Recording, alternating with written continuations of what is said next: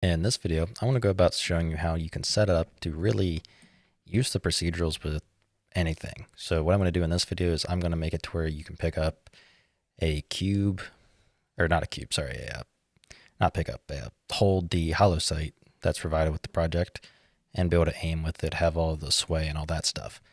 So what we're going to do is under tutorial blueprints, we're going to create a new actor blueprint.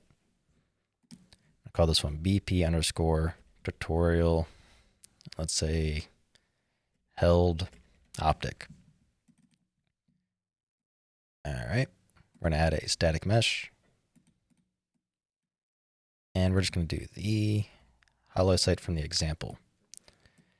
Now, the only thing we're going to do here is we're going to grab the procedural anim component, configure it like before. So procedural mesh name is static mesh.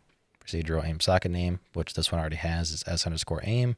That's just a socket right in front of the reticle.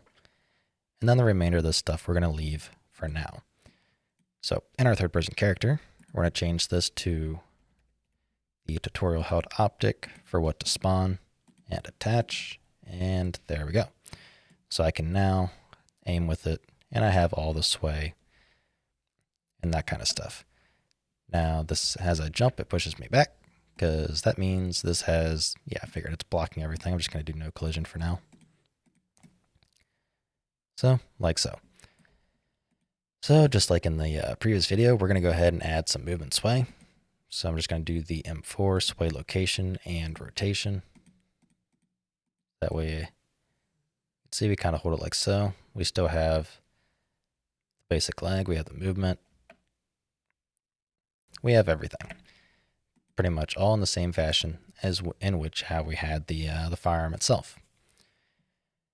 And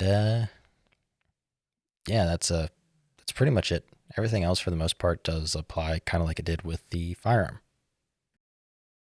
Something additional we can do is I went ahead and just added it on to copy and paste, but this is from the the example project. All I did was I copied and pasted the optic component over just because it was pre-configured. So it has the reticles here that we can switch between, the brightness and all that. So by default, we have it set to M for cycling the reticle and O and L for increasing and decreasing the reticle. So by default, let me go to a little bit darker of an area. As I press M, go between red and green, press O and L, we can increase and decrease the brightness.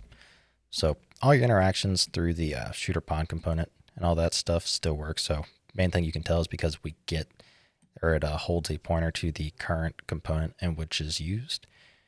And in this case, it is the optic component.